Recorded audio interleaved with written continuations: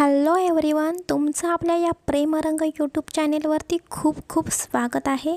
मागच्या भागामध्ये मी आपल्या या पार्टला वॉइस दिलेला नव्हता, पण तुमच्या खूप साऱ्या कमेंट आल्या, त्यामुळे मी भागाला परत वॉइस देत आहे.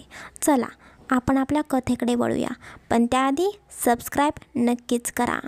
प्रेम हे भाग 22. 5 स्टार हॉटेल. मला का बोलवलेलं आहेस तू इथे? हो वेट, सांगतो सगळे. आधी सांग, तू काय खाणार?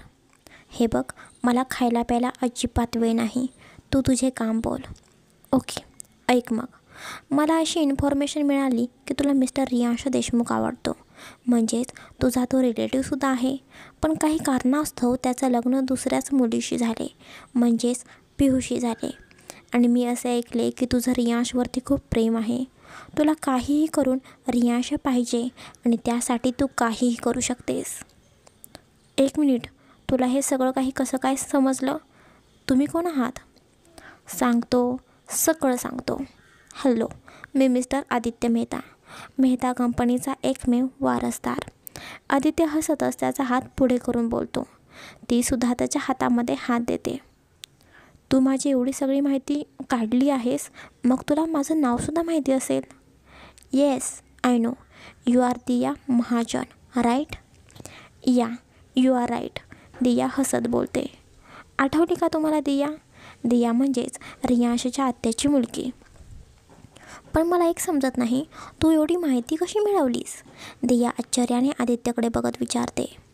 हे बघ, हे सगळं आता महत्त्वाचे नाही.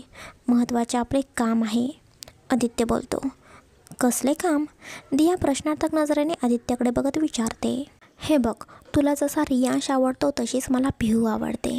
ऑफिसमध्ये माझी आणि पिहूची ओळख झाली, पण मला तेव्हा माहिती नव्हते की पिहू रियांशची बायको आहे. बघता क्षणी मी तिच्या प्रेमामध्ये पडलो आणि तेव्हाच मी ठरवले हिला काहीही करून मिळवायचे. मग पुढे? दिया विचारते. मी त्यासाठी खूप प्रयत्न केले.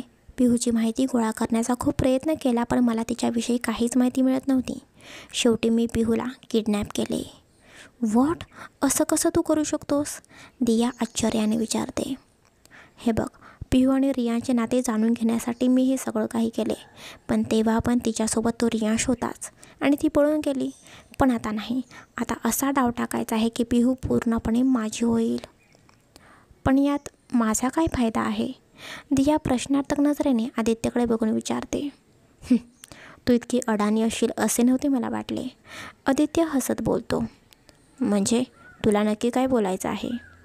हे बघ, सरळ साधं आहे. मला पिहू पाहिजे आणि तुला रियांश. त्या दोघांना वेगळे केले की आपलं काम सोपं होईल. तुला जे पाहिजे ते तुला मिळेल आणि मला जे पाहिजे ते मला मिळेल. पण कसं? माझ्याकडे एक प्लॅन आहे, नीट ऐक. आदित्य त्याचा पूर्ण प्लॅन दियाला नीट समजावून सांगतो. वा, क्या बात है. प्लॅन एकदम भारीच आहे, दिया हसत बोलते.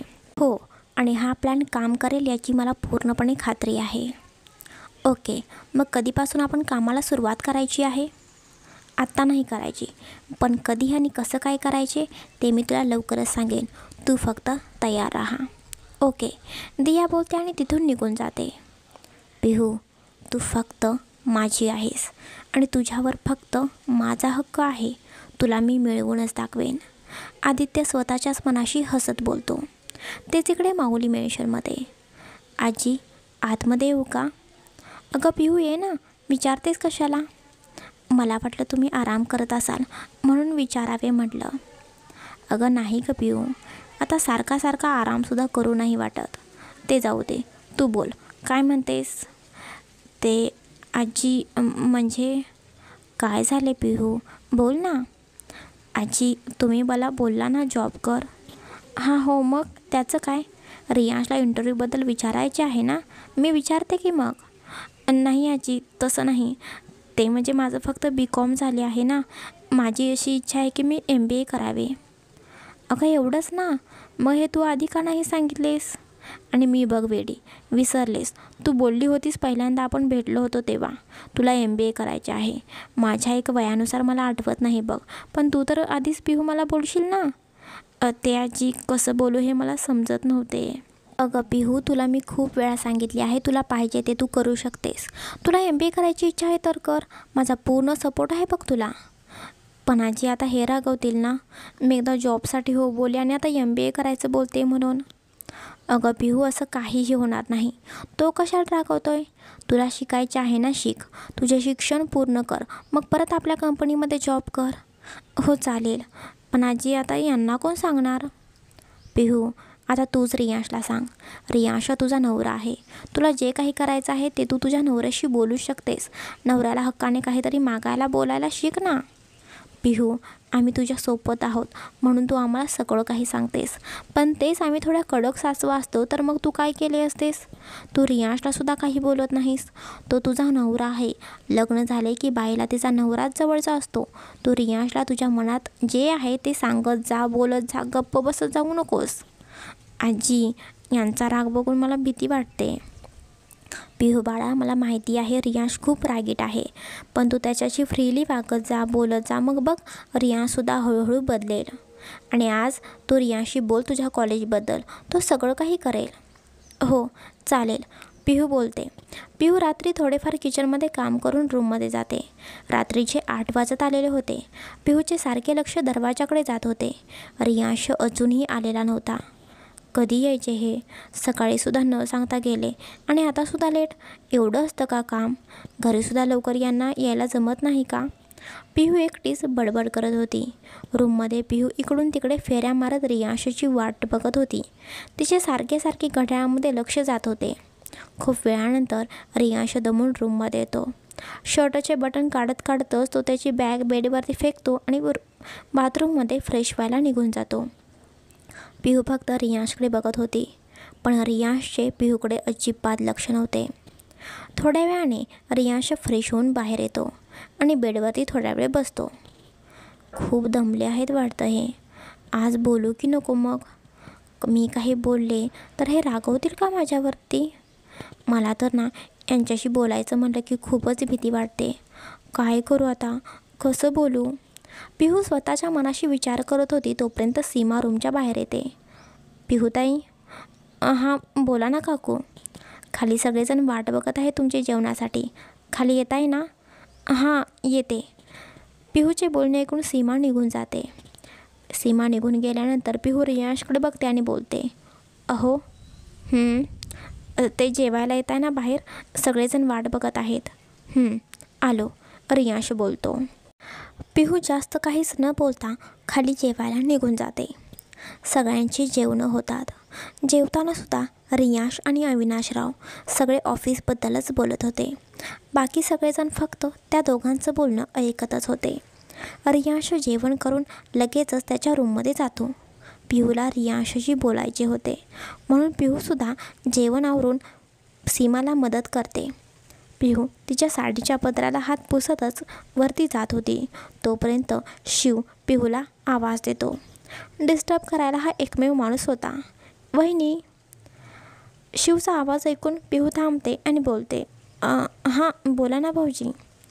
काही नाही गं, तू अदितीकडून आलीस ना, मग काय इकडे आल्यावर तू या गरीब भाऊजीला विसरलीस? अहो भाऊजी, तसं काही नाही.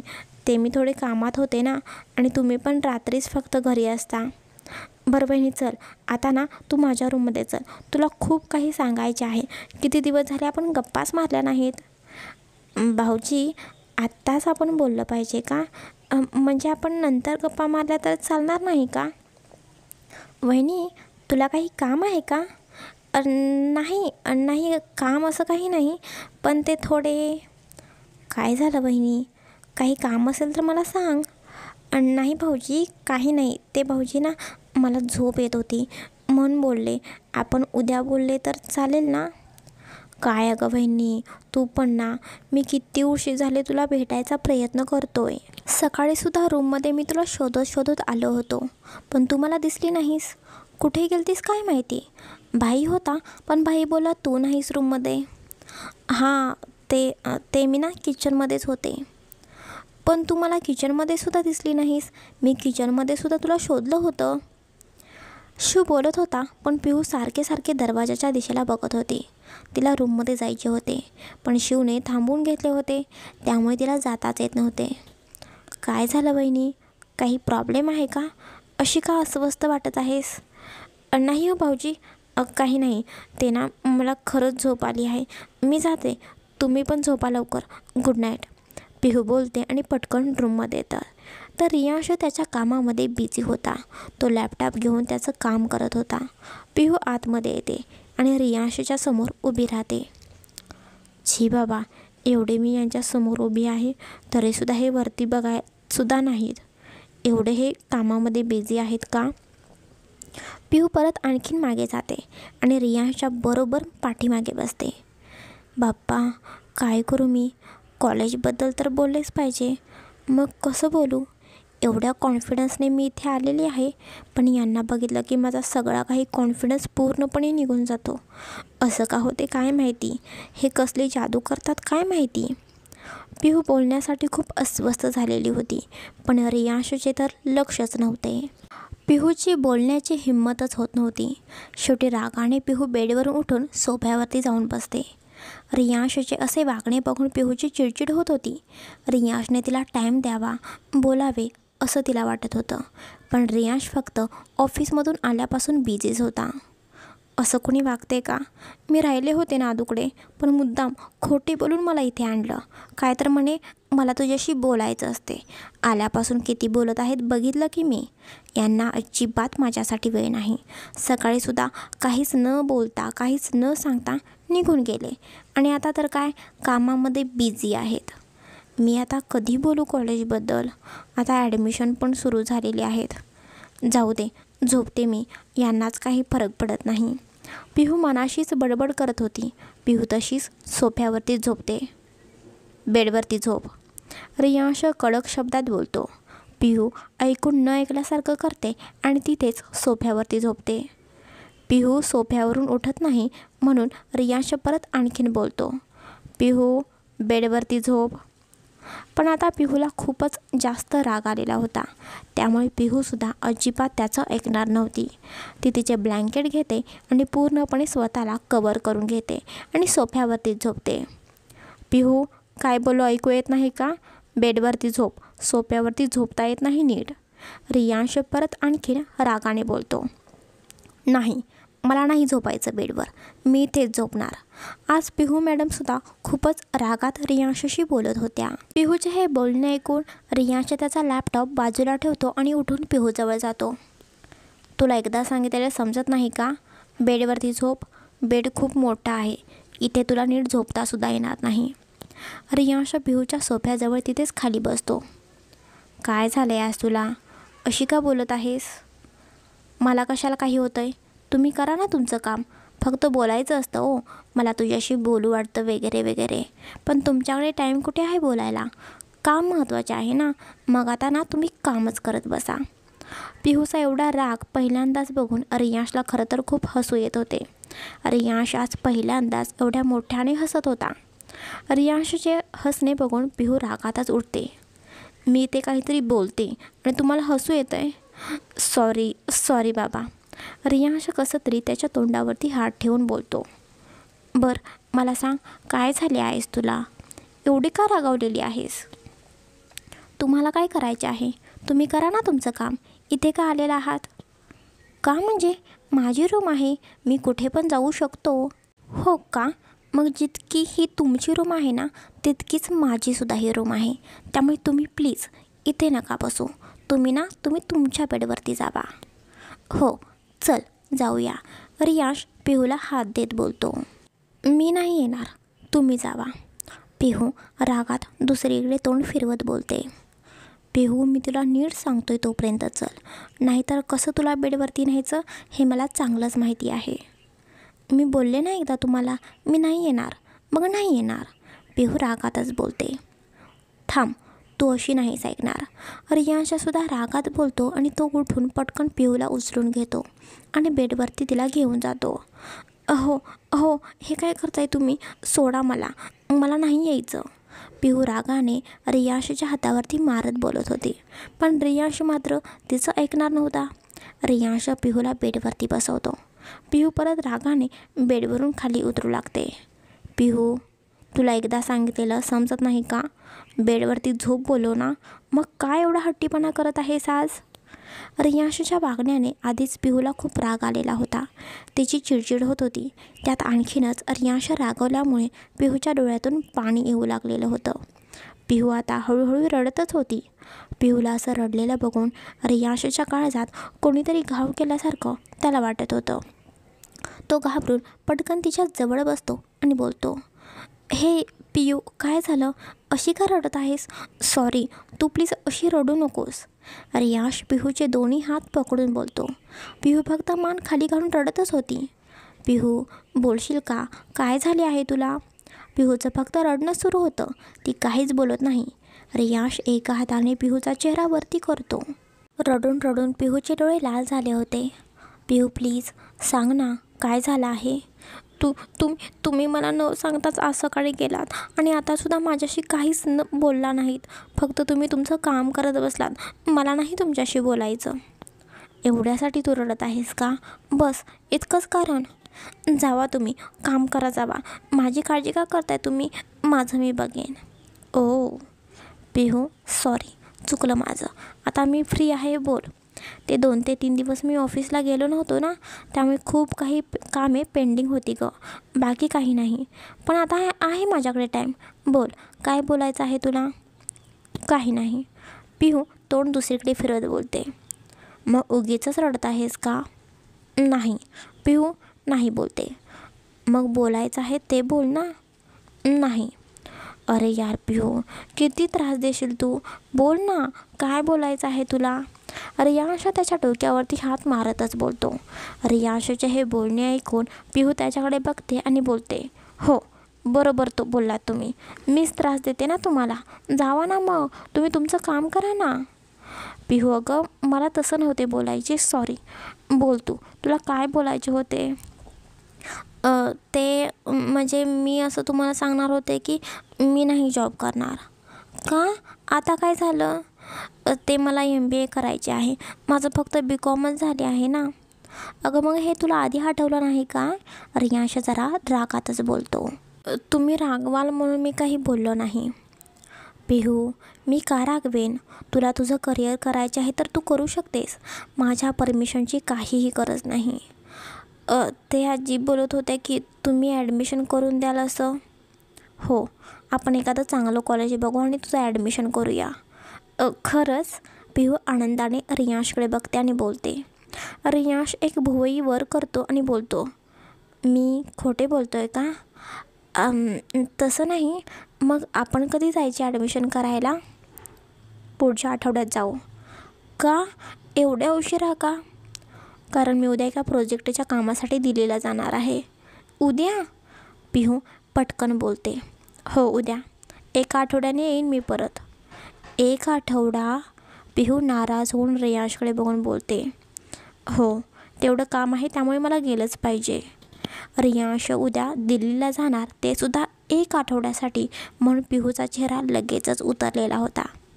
तिचा उतरलेला चेहरा बघून रियांश बोलतो, काय झालं पिहू? नाही, काही नाही. मला झोप आली आहे, मी झोपते. पिहू पटकन ब्लँकेट घेऊन बेडवरती झोपते. रियांशला सुद्धा समजलेलं होतं तो उद्या दिल्लीला जाणार, म्हणून पिहू नाराज झालेली होती. इकडे पिहू झोपली तर होती, पण रियांश जाणार म्हणून तिच्या डोळ्यातलं पाणी थांबत नव्हते. कारण आजसुद्धा रियांश तिच्याशी जास्त बोललेला नव्हता. पिहूला खरं तर आता रियांशची खूपच सवय झालेली होती. रियांशला पिहूच्या मुसमुसण्याचा आवाज ऐकू येतो. त्यामुळे रियांश पिहूकडे बघतो आणि बोलतो, पिहू, झोप आली आहे का? पिहू तिचं रडणं थांबवत बोलते, अजून तू रडत आहेस का? नाही. मग मी उद्या जाणार आहे, माझ्याशी बोलणार नाहीस का मग आता? रियांशचं हे वाक्य ऐकून पिहूला जास्तच हुंदका आलेला होता. पिहू जास्तच रडत होती. ती तिचा हुंदका आवरू शकत नव्हती. पण तिला हे सगळं काही अजिबात रियांशला दाखवायचे नव्हते. तिला तिच्या इमोशन्स लपवून ठेवायच्या होत्या. अहो, मी झोपते. पिहू रडवलेल्या आवाजातच बोलते. तेच इकडे रियांश पिहूच्या जवळ जातो आणि पिहूला स्वतःकडे वळवतो. अजून रडत आहेस का? पिहू काहीच बोलत नाही. पिहू, मी उद्या जाणार आहे. रियांशचं हे वाक्य ऐकून आता मात्र पिहू तिच्या भावना अजिबात कंट्रोल करू शकत नव्हती. त्यामुळे पिहू पटकन उठते आणि रियांशला घट्ट मिठी मारते. रियांशसुद्धा पिहूला घट्ट मिठीमध्ये घेतो. दोघेही ती मिठी अनुभवत होते. पिहू रियांशच्या मिठीत हुंदके देऊन रडत होती, तर रियांश पिहूच्या पाठीवरून फक्त हात फिरवत होता. पिहू, आज काय झालं आहे? तू इतकी इमोशनल का झालेली आहेस? रियांश पिहूच्या पाठीवरून हात फिरत बोलतो. पिहू फक्त काही नाही अशी मान हलवते. बराच वेळ दोघेही एकमेकांच्या मिठीत होते. एकमेकांचा सहवास, ती मिठी ते अनुभवत होते. थोड्या वेळाने रियांश पिहूला मिठीतून बाजूला करतो. पिहू, मी माझे काम झाले की लवकरच परत येईन. मग आपण तुझे ॲडमिशन करूया, चालेल ना? मग तुम्ही मला आधी का नाही सांगितले तुम्ही जाणार आहात ते? अगं पिहू, मी सांगणारच होतो, पण कामामध्ये काही सुचलेच नाही. हो, मग जाताना सांगायचे नाही का? पिहू रागातच बोलते. पिहू, आता तू भांडणार आहेस का? पिहू नाही म्हणून मान हलवते. बरं चल, झोपूया. तुझ्या रडण्यामध्ये सगळा काही टाईम गेला. बघ, खूप उशीर झालेला आहे. हां, पिहू बोलते आणि पटकन रियांशपासून बाजूला होते आणि दुसरीकडे चेहरा करून झोपते. इकडे पिहू जवळ तर झोपली होती, पण तिला रोज मिठीत घेऊन झोपायची रियांशला एक सवय झालेली होती. त्यामुळे त्याला आता झोपच येत नव्हती. त्यात तो उद्या दिल्लीला जाणार होता, त्यामुळे त्याला आता पिहूला मिठीमध्ये घेऊन झोपायचंच होतं. त्यामुळे रियांश मुद्दाम एसीचे टेम्परेचर वाढवतो. पिहूला आता जास्तच थंडी वाजत होती. ती तिचे दोन्ही पाय पोटात घेऊन झोपण्याचा प्रयत्न करते, पण तिला खूपच थंडी वाजत होती. पिहू रियांशकडे बघते, तर रियांश डोळे झाकून झोपलेला होता. पिहूला वाटतं की रियांश झोपलेला आहे, त्यामुळे पिहू हळूच रियांशच्या जवळ सरकते आणि रियांशच्या मिठीमध्ये शिरते. पिहू जवळ येतात इकडे रियांशच्या चेहऱ्यावरती स्माईल आलेली होती. तो सुद्धा हळूच पिहूला घट्ट मिठी मारतो. बापरे, हे जागे आहेत का? आता मी स्वतःहून मिठीत गेले तर हे काय विचार करतील? पिहू विचार करत पटकन रियांशच्या मिठीतून बाहेर जाण्याचा प्रयत्न करते. पिहू, गप्प झोप, रियांश कडक शब्दात बोलतो. पिहूसुद्धा नाईलाजाने रियांशच्या मिठीतच जाते. पण हा स्पर्श दोघांनाही पाहिजे होता. हा क्षण दोघेही मनात साठवून ठेवत होते, कारण एक आठवडा दोघेही भेटणार नव्हते. सकाळी रियांश उठून पटकन तयारीला लागतो, कारण आज तो दिल्लीला प्रोजेक्ट संबंधित कामासाठी जाणार होता. इकडे मात्र पिहू मॅडम मस्तपैकी झोपलेल्या होत्या. इकडे रियांश त्याचं सगळं काही आवरून बॅग वगैरे भरून ठेवतो. तोपर्यंत पिहू उठतेच. रियांशला बॅग भरताना बघून पिहूचा मूडच ऑफ झालेला होता. रियांश जाणार या विचारानंच तिला नकोसे वाटत होते. पिहू उठून बाथरूममध्ये आवरायला निघून जाते. इकडे रियांशचे ऑफिसचे कॉलवर कॉल सुरूच होते. पिहू बाथरूममधून बाहेर येते, तर रियांशचे अजूनही कॉल सुरूच असतात. पिहू एकदा रियांशकडे बघते आणि खाली जायला निघते. तोपर्यंत रियांश पिहूचा पटकन हात पकडतो, पण त्यात त्याचं कॉलवरचं बोलणं अजूनही सुरूच होतं. पिहू रियांशकडे बघते आणि काय झाले अशा एक्सप्रेशनने ती त्याच्याकडे बघत होती. रियांश कॉल 2 मिनिट होल्डवर ठेवतो आणि पिहूकडे बघून बोलतो. पिहू, प्लीज माझ्यासाठी नाश्ता आणि कॉफी रूममध्येच घेऊन येशील का? पिहू एवढंच बोलून रूमच्या बाहेर निघून जाते. खरं तर पिहूला वाटलं होतं की रियांश तिच्याशी वेगळंच काहीतरी बोलेल. पिहू मनाशीच बोलते, मला वाटलं काहीतरी बोलणार असतील, पण नाही. बोलून बोलून काय बोलले? नाश्त्यावरती आण. जाऊ दे, मीच उगीचच यांच्याकडून अपेक्षा ठेवत आहे. पिहू चिडचिड करतच खाली आवरून जाते आणि रियांशसाठी मस्तपैकी कॉफी आणि नाश्ता बनवते. पिहू बेटा, आज किचनमध्ये काय करतेस? नाश्ता करायला ये ना. आणि रियांश कुठे आहे? अजून तो सुद्धा का खाली आलेला नाही? ऑफिसला जायचं नाही का त्याला? निलिमा विचारते. ते आई, हे दिल्लीला जाणार आहेत ना आज एका आठवड्यांसाठी. मग त्यांचं काहीतरी काम चालले आहे रूममध्ये, म्हणून मीच रूममध्ये त्यांच्यासाठी कॉफी आणि नाश्ता घेऊन जात आहे. हा असा आहे बघ मुलगा, आधी काही सांगतच नाही. बरं, तू त्याला नाश्ता दे आणि तू सुद्धा काहीतरी खाऊन घे. उगीचच उपाशी राहून काम करत बसू नकोस. हो आई, पिहू बोलते आणि रूममध्ये कॉफी आणि नाश्ता घेऊन जाते. आई, मी काय म्हणत होते, रियांश एवढा ऑफिसच्या कामासाठी जात आहेस दिल्लीला, तर आपण त्याच्यासोबत पिहूला पाठवलं तर? निलिमा हसत आजींकडे बघून बोलते. वाव मॉम, कसली भारी आयडिया आहे का ही. आणि तसं पण ते दोघे अजून हनीमूनला कुठे गेलेले आहेत. शिव हसत बोलतो. एक गप्प रे बावटा. निलिमा सुद्धा हसतच शिवच्या हातावरती मारत बोलते.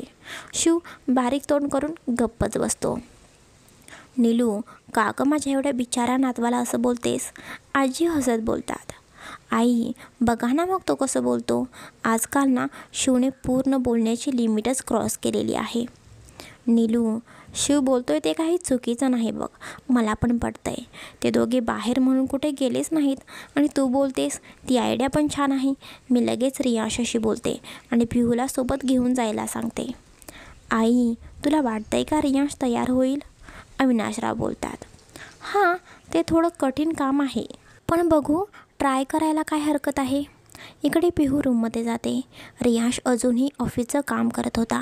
रियांशचे काम संपायची पिहू वाट बघत होती, पण रियांश खूपच बिझी होता. अहो ते नाश्ता आणलाय मी, खाऊन घेत आहे ना. ठेव, खातो. रियांश लॅपटॉपमध्ये बघतच बोलतो. अहो आधीच एवढा उशीर वाट बघितली मी तुमचं काम संपायची, आणि आता ठेवले तर खूपच थंड होईल. बरं आण इकडे. पिहू रियांशला कॉफी आणि नाश्त्याची प्लेट देते. अहो काम परत करा ना, आधी खाऊन घ्या ना. नाही नको, काम महत्त्वाचं आहे. अहो नाश्तासुद्धा महत्त्वाचा आहे. पिहू थोड्याशा रागातच बोलते. पिहूचं बोलणं ऐकून रियांश त्याचा लॅपटॉप बाजूला ठेवतो आणि नाश्ता करू लागतो. तो नाश्ता करतच पिहूकडे बघतो आणि बोलतो. तू खाल्लेस का. नाही, थोड्या वेळाने खाईन, तुमचे झाले की. पिहू माझ्यासाठी प्लीज तू थांबत जाऊ नकोस, मला नाही आवडत असं कोणी माझ्यासाठी थांबलेलं. पिहू एवढंच बोलते आणि रूम आवरू लागते. त्याचीकडे रियांश नाश्ता करून परत त्याचं काम करू लागतो. तेवढ्यात आजी रियांशच्या रूममध्ये येतात आणि बोलतात. रियांश आतमध्ये येऊ का. अगं आजी ये ना. झाली का तुझी दिल्लीला जायची तयारी. हो आजी झाली आहे, आता थोड्या वेळातच मी निघेन बघ. अरे रियांश, मला तुझ्याशी थोडं महत्त्वाचे बोलायचे होते. आजी जे काही असेल ना ते तू पटकन बोल, नाहीतर मग आपण एक काम करू, आपण नंतरच बोलू. रियांश काम करतच बोलत होता. अरे रियांश, मी काय म्हणते, तू दिल्लीला जात आहेस तर पिहूलासुद्धा सोबत घेऊन जा ना. आजींचे बोलणे ऐकून रियांश पटकन मान वरती करून आजींकडे बघू लागतो. इकडे पिहूसुद्धा रूम आवरत आवरत आजींचे बोलणे ऐकत होती. आजी जे काही बोलल्या त्यामुळे तीसुद्धा हातातलं काम थांबून रियांश आणि आजी या दोघांकडे बघू लागते. व्हॉट आजी, हे काय बोलतेस तू. अरे रियांश, लग्न झाल्यापासून तुम्ही बाहेर कुठे गेलाच नाहीत ना, मग कामासाठी तू जात आहेस तर पिहूलासुद्धा सोबत घेऊन जा ना. आजींचे बोलणे ऐकून रियांश पिहूकडे बघू लागतो. पिहूचा चेहरा खरं तर आता बघण्यासारखा झालेला होता, कारण आजी असं अचानक काहीतरी बोलतील याची तिला अजिबात कल्पना नव्हती. तसं तिला अजिबात वाटलेसुद्धा नव्हते. रियांश पिहूकडे थोड्याशा रागातच बघत होता. त्याला वाटत होतं की पिहूनेच आजींना असं काहीतरी बोलायला सांगितलेले आहे. इकडे पिहू घाबरतच रियांशकडे बघून सांगण्याचा प्रयत्न करत होती की तिने आजींना याबाबतीत काहीही सांगितलेले नाही. रियांश, पिहू मला काहीही बोललेली नाही, तू लगेच तिच्याकडे रागाने बघू नकोस. मला जे वाटलं ते मी फक्त तुझ्याशी बोलते. हे बघ आजी, मी कामासाठी दिल्लीला जातो आहे, फिरायला नाही. मला तिला घेऊन जायला खरंच नाही जमणार, आणि तसंही तिचे थोड्या दिवसात कॉलेजसुद्धा सुरू होईल ना, त्यामुळे तिने कॉलेजकडेच जास्त लक्ष द्यावे. अरे पण रियांश. आजी प्लीज, हा विषय आता इथेच बास. मी तिला घेऊन जाणार नाही, हे फिक्स आहे. आजींनासुद्धा माहिती होते रियांश नाही बोलणार, पण तरीसुद्धा ट्राय करावे म्हणून त्या रियांशशी बोलायला आल्या होत्या. बरं ठीक आहे, नीट जा आणि काळजी घे. एवढं बोलून आजी रूममधून निघून जातात. तेच इकडे रियांश एकदा पिहूकडे बघतो. हळूहळू रियांश बदलत आहे, त्याच्या मनात प्रेम निर्माण होत आहे असं खरं तर पिहूला आता वाटत होतं. पण आजी जे काही बोलल्या ते सुद्धा खरंच होतं. पिहूला कुठेतरी वाटत होतं की रियांश नाही बोलणार नाही, पण तसे काहीच झाले नाही. रियांशने पिहूला घेऊन जायला नकार दिला होता, त्यामुळे तिला थोडे का होईना वाईट वाटलेच होते. आधीच पिहू खूप इमोशनल होती. जरा जरी काही झाले तरी तिला वाईट वाटायचे, लगेचच तिच्या डोळ्यातून पाणी यायचे. रियांशने तिच्याकडे बघितल्यानंतर पिहू पटकन दुसरीकडे बघते आणि हळूच तिचे ओले झालेले डोळे पुसते. पिहू. रियांश पिहूला आवाज देतो. हां. पिहू फक्त इतकंच बोलते पण पाठीमागे वळून बघत नाही. त्याच्याकडे रियांश पिहूच्या मागेच उभा होता. हे घे. रियांश पिहूच्या हातात एक बॉक्स देतो. काय आहे हे? ओपन तरी करून बघ, मग समजेल. पिहू रियांशच्या हातातून बॉक्स घेते आणि ओपन करून बघते. मोबाईल? पिहू आश्चर्याने बोलते. हो, तुझ्यासाठी. नाही, नको मला हा मोबाईल. हा मोबाईल खूपच एक्सपेन्सिव्ह आहे. पिहू रियांशकडे तो मोबाईल देत बोलते. मला नाही बोललेलं अजिबात आवडत नाही. जे दिले आहे ते घ्यायचे आणि आता कॉलेज सुरू झाले की याची तुला गरज पडेलच. हो, पण मला नको आहे. आणि कोणत्या नात्याने तुम्ही मला हे देताय? आपल्यामध्ये तर काहीच नातं नाही ना. तुम्ही तर मला बायकोसुद्धा म्हणून स्वीकारले नाही. डिवोर्स पेपरसुद्धा तयार आहेत. पिहू आज पहिल्यांदाच काहीतरी मनातलं बोलत होती. बोलताना तिला होणारा त्रास तिच्या चेहऱ्यावरती दिसून येत होता. डोळे पाण्याने भरलेले होते, पण तिला रियांशसमोर अजिबात रडायचं नव्हतं. माझ्या हातून तुझा मोबाईल फुटला आणि तो खराब झाला म्हणून मी हा मोबाईल देत आहे. आणि अजूनही तू माझी बायको आहेस. आपला डिवोर्स व्हायला अजून 7 महिने बाकी आहेत. मी फक्त कायद्याने तुमची बायको आहे, पण तुमच्यासाठी मी कोणीच नाही ना, हो ना? पिहू अपेक्षेने रियांशकडे बघत होती. पिहू तिच्या डोळ्यातलं पाणी पुसत बोलते. यात माझा नंबर आहे. काही लागले तर कॉल कर. रियांश फक्त एवढंच पिहूकडे बघतो आणि परत त्याचं आवरू लागतो. पिहूच्या कोणत्याच प्रश्नाचे उत्तर आज रियांशकडे नव्हते. पण या 4 महिन्यांमध्ये पिहू रियांशच्या खूपच जवळ आलेली होती. रियांशची सवय झालेली होती. रियांश तिच्यासोबत आज ज्या काळजीने वागत होता ते तिला आवडत होते, पण रियांशच्या बोलण्यातून तिला ते जाणवत नव्हते. भविष्यात डिवोर्स येणार या विचाराने तिचे मन अस्वस्थ झालेले होते.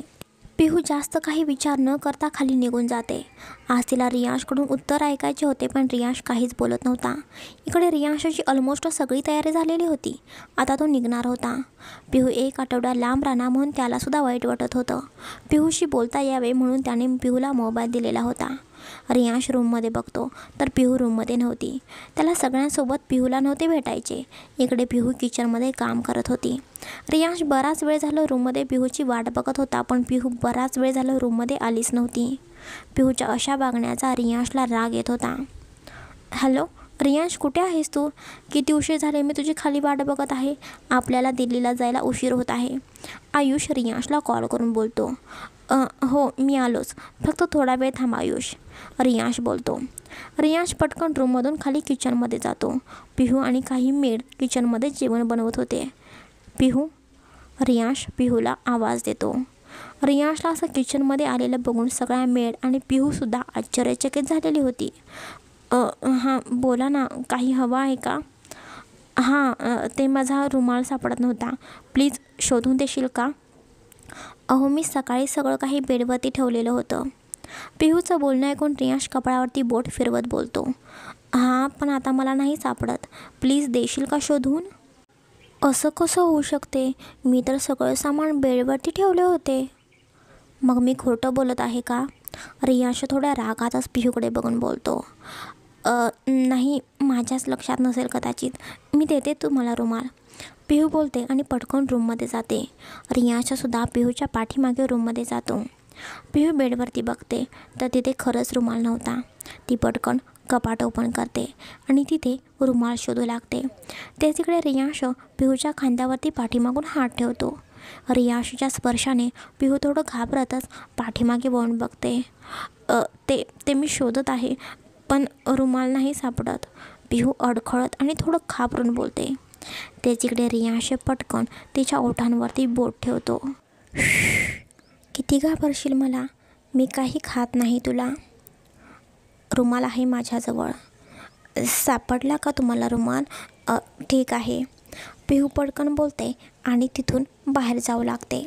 तेवढ्यात रियांश पिहूचा हात पकडतो. रियांशने तिचा हात पकडल्याबरोबर पिहू ज्या जागी उभा होती त्याच जागी स्तब्ध झाल्यासारखी उभी राहते. अहो, ते मला काम आहे. मी किचनमध्ये गॅसवरती भाजी ठेवली आहे, पिहू अडखळत आणि घाबरत बोलते.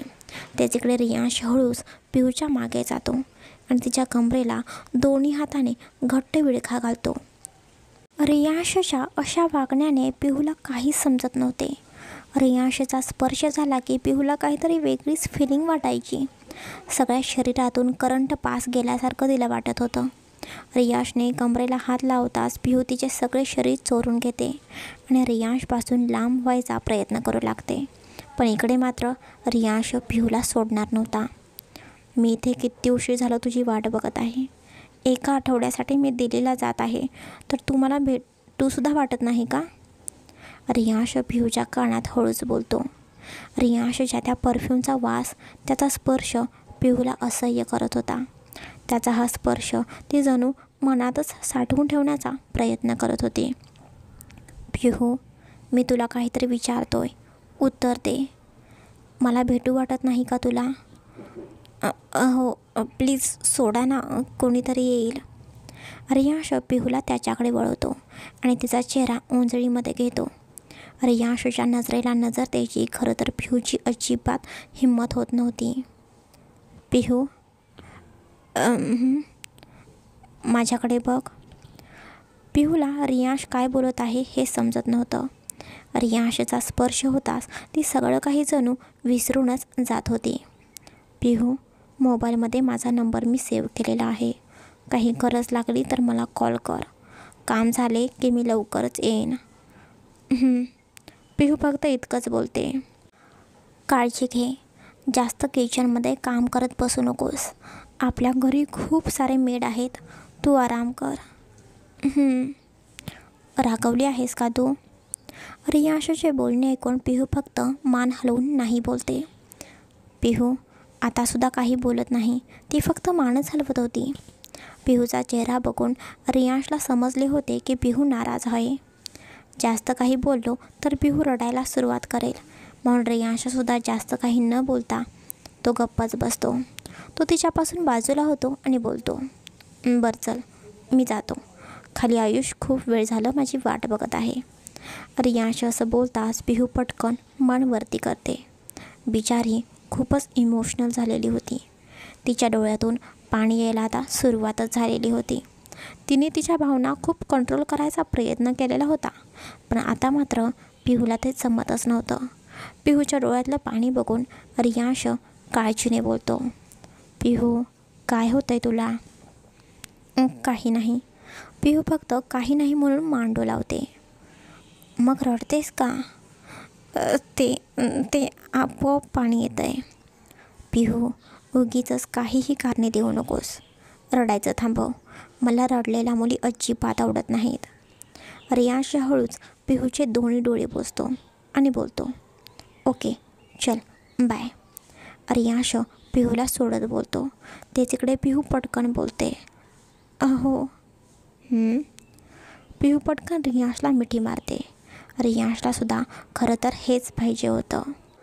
फक्त तिने स्वतःहून पुढे यावे असंच त्याला वाटत होतं. रियांश पिहूच्या केसांवरून हात फिरवतो.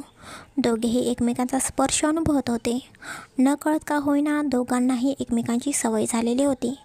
पिहूचं रडणं बघून रियांशसुद्धा थोडा इमोशनल झालेला होता, पण त्याला पिहूसमोर असं काहीही दाखवायचे नव्हते. तोपर्यंत रियांशला आयुषचा कॉल येतो. पिहू मला आता जायला हवं. आयुष खूप वेळ झाला माझी खाली वाट बघत आहे. पिहू फक्त मानेनेच हो बोलते. रियांश तिचा चेहरा उंचीत पकडतो आणि तिच्या कपाळावरती किस करतो. Take care. एवढं बोलून रियांश खाली निघून जातो. आपल्या जवळचा माणूस असं कुठे लांब चालले की वाईट वाटतंच ना. रोज त्या व्यक्तीच्या सोबत राहून बोलून त्या व्यक्तीची सवय झालेली असते. सगळ्यात मोठं व्यसन कोणतं असेल तर ते त्या माणसाला झालेली माणसाची सवय. प्रेमात आपण बाकीचं जग विसरून फक्त त्याच व्यक्तीचा विचार करत असतो. सगळ्या गोष्टींमध्ये फक्त आपल्याला त्याच व्यक्तीचा विचार असतो. पण ती व्यक्ती काही वेळासाठी आपल्यापासून लांब जात असेल तर खूप वाईट वाटतंच ना. मला एक व्यक्ती बोलली होती, प्रेमात जास्त ॲडिक्टेड होऊ नये. प्रेम करावं पण ॲडिक्शन नसायला पाहिजे. पण काही जणांना आपण प्रेम करतो, टाईम मागतो, हे सगळं ॲडिक्शन वाटतं. पण त्यांना हे समजत नाही की ॲडिक्शन नसून आपलं प्रेम आहे. प्रेमात एकमेकांची सवय होते हे मान्य आहे, पण त्याला व्यसन बोलू नये. असं मला वाटतं.